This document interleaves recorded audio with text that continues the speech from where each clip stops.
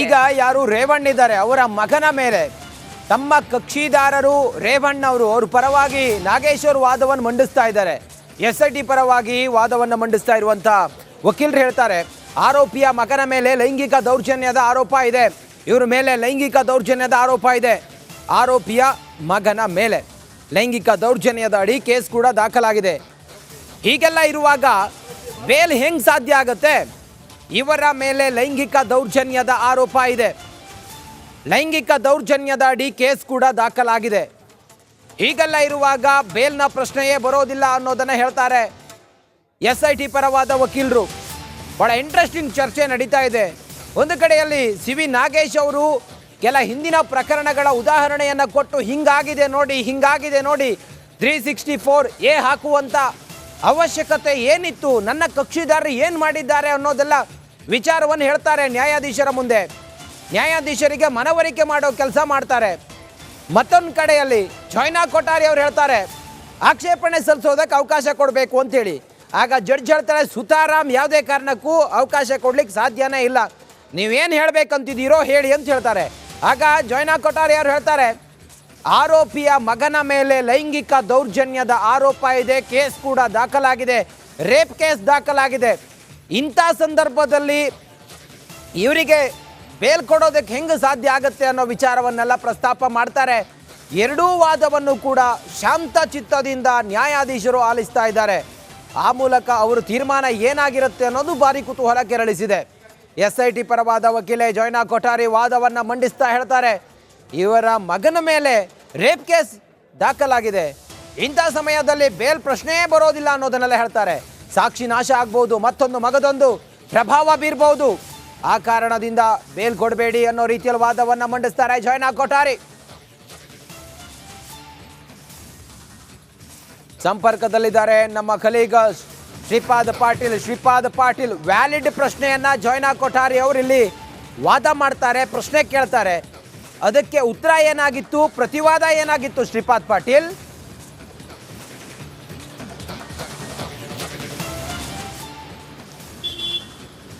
Ranjit, CV Nagesh ಅವರು ತಮ್ಮ ವಾದ ಮಂಡನೆ ಮಾಡುವಾಗ ಒಂದು ವಿಚಾರವನ್ನು ಪ್ರಸ್ತಾಪ ಮಾಡಿದರು. ಇದು ಅಷ್ಟೊಂದು ಪ್ರಾಶಸ್ತ್ಯ ಕೊಡುವಂತಹ ಕೇಸಲ್ಲ, ಸಾಮಾನ್ಯ ಕೇಸ್ನಂತೆ ಈ ಕೇಸ್ ಕೂಡ ಬಂಧಿಸಬೇಕು ಅನ್ನುವಂತಹ ದುರುದ್ದೇಶದಿಂದಾಗಿ ಈ ರೀತಿ ನಾನ್ ಬೇಲಬಲ್ ಸೆಕ್ಷನ್ಗಳನ್ನು ಹಾಕ್ತಾ ಇದ್ದಾರೆ, ಇದು ಸಾಮಾನ್ಯ ಕೇಸ್ ಅನ್ನುವಂಥ ಮಾತನ್ನು ಹೇಳಿದರು. ಇದಕ್ಕೆ ಈಗ ಪ್ರತಿವಾದ ಮಂಡಿಸ್ತಾ ಇರುವಂತಹ SPP public prosecutor China Kothari ಅವರು ಇದು ಯಾವುದೇ ಕಾರಣಕ್ಕೂ ಸಾಮಾನ್ಯ ಕೇಸ್ ಅಲ್ಲ, ಸಾಮಾನ್ಯ ಕೇಸ್ ಅನ್ನುವಂಥ ಕನ್ಕ್ಲೂಷನ್ಗೆ ಹೇಗೆ ಬರೋಕ್ಕೆ ಸಾಧ್ಯ ಅನ್ನುವಂತಹ ಪ್ರಶ್ನೆಯನ್ನು ಮಾಡೋದರ ಜೊತೆಗೆ ಕೆಲವೊಂದು ವ್ಯಾಲಿಡ್ ರೀಸನ್ಗಳನ್ನು ಇಡ್ತಾ ಇದ್ದಾರೆ. ಇದು ಸಾಮಾನ್ಯ ಕೇಸ್ ಅಲ್ಲ. ಯಾಕೆ? ನಂಬರ್ 1, ಆರೋಪಿಯ ವಿರುದ್ಧ ಲೈಂಗಿಕ ದೌರ್ಜನ್ಯದ ಆರೋಪ ಇದೆ. ನಂಬರ್ 2, ಆರೋಪಿಯ ಮಗ ಕೂಡ ಇದೇ ರೀತಿಯ ಕೇಸಲ್ಲಿ ಆರೋಪವನ್ನು ಎದುರಿಸ್ತಾ ಇದ್ದಾರೆ. ಈ ರೀತಿ ಲೈಂಗಿಕ ದೌರ್ಜನ್ಯ, ಲೈಂಗಿಕ ಹಗರಣದಂತಹ ಕೇಸ್ಗಳನ್ನು ಎದುರಿಸುವಂತಹ ಸಂದರ್ಭದಲ್ಲಿ, ಆರೋಪಗಳನ್ನು ಎದುರಿಸ್ತಾ ಇರುವಂತಹ ಸಂದರ್ಭದಲ್ಲಿ ನೀವು ಕನ್ಕ್ಲೂಷನ್ಗೆ ಹೇಗೆ ಬರ್ತೀರಿ ಇದು ಸಾಮಾನ್ಯ ಕೇಸ್ ಅಂತ?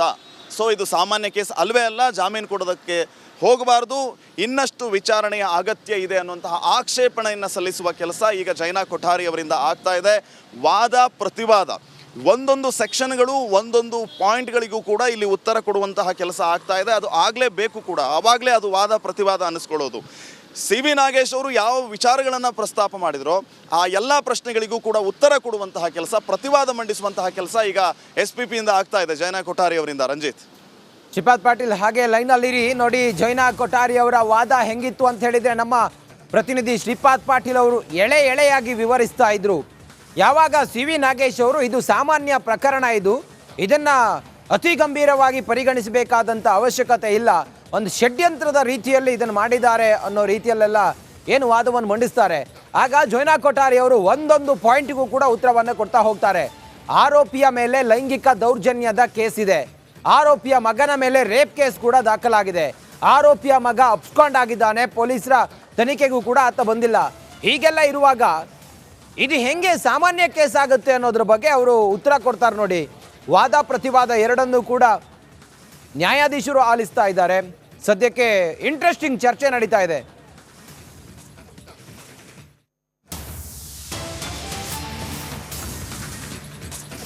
ಏಪ್ರಿಲ್ 29ರಂದು ಸಂತ್ರಸ್ತೆಯನ್ನ ಕರೆದುಕೊಂಡು ಹೋದ್ರು. ಆ ಬಗ್ಗೆ ಕುಟುಂಬಕ್ಕೆ ಮಾಹಿತಿಯೇ ಇರಲಿಲ್ಲ. ಸಂತ್ರಸ್ತೆಯ ಕುಟುಂಬಕ್ಕೆ ಆಕೆಯನ್ನು ಕರ್ಕೊಂಡು ಹೋಗಿದ್ರ ಬಗ್ಗೆ ಮಾಹಿತಿ ಇರಲಿಲ್ಲ. 2 ದಿನದ ಬಳಿಕ ಅವರ ಮಗನಿಂದ ದೂರು ಕೊಡಿಸಲ್ಪಟ್ಟಿತು. ಅವ್ರ ಮಗ 2 ದಿನದ ನಂತರ ದೂರು ಕೊಟ್ಟರು. ಆಕೆಯನ್ನು ಬಲವಂತವಾಗಿ ಕರ್ಕೊಂಡು ಹೋಗಲಾಗಿದೆ. ಮಗ ನೀಡಿದ ದೂರಿನಲ್ಲಿ ಈ ಬಗ್ಗೆ ಸ್ಪಷ್ಟವಾಗಿದೆ ಅಂತ ಜಯನಾ ಕೊಠಾರಿ ವಾದ. ಎಚ್ ಡಿ ರೇವಣ್ಣ ವಿರುದ್ಧ ಜಯನಾ ಕೊಠಾರಿ ವಾದ ಮಂಡಿಸ್ತಾ ಇರ್ತಕ್ಕಂಥದ್ದು. ಸಂತ್ರಸ್ತೆಯನ್ನ ಕಿಡ್ನ್ಯಾಪ್ ಮಾಡಲಾಗಿದೆ ಅನ್ನುವಂಥದ್ದು ಕೇಸ್ ಇರೋದು. ಸಿ ವಿ ನಾಗೇಶ್ ಏನು ಹೇಳ್ತಾ ಇದ್ದಾರೆ, ಅಲ್ಲಿ ಒತ್ತಾಯ ಇಲ್ಲ, ಆಕ್ಷೇಪಣೆ ಇಲ್ಲ, ಅಬ್ಜೆಕ್ಷನ್ ಇಲ್ಲ, ಹಾಗಾಗಿ ಅದು ಕಿಡ್ನ್ಯಾಪೇ ಅಲ್ಲ, ಕಿಡ್ನ್ಯಾಪಿಗೆ ಬರೋದಿಲ್ಲ ಅದು ಅಂತ ಹೇಳ್ತಾ ಇದ್ದಾರೆ. ಜಯನಾ ಕೊಠಾರಿ ಹೇಳ್ತಾ ಇದ್ದಾರೆ ಆಕೆಯನ್ನು ಬಲವಂತವಾಗಿಯೇ ಕರ್ಕೊಂಡು ಹೋಗಿರೋದು. ಆಕೆಯನ್ನು ಕರ್ಕೊಂಡು ಹೋಗಿರೋದ್ರ ಕುರಿತಾಗಿ ಆಕೆಯ ಕುಟುಂಬಸ್ಥರಿಗೆ ಮಾಹಿತಿಯೇ ಇಲ್ಲ.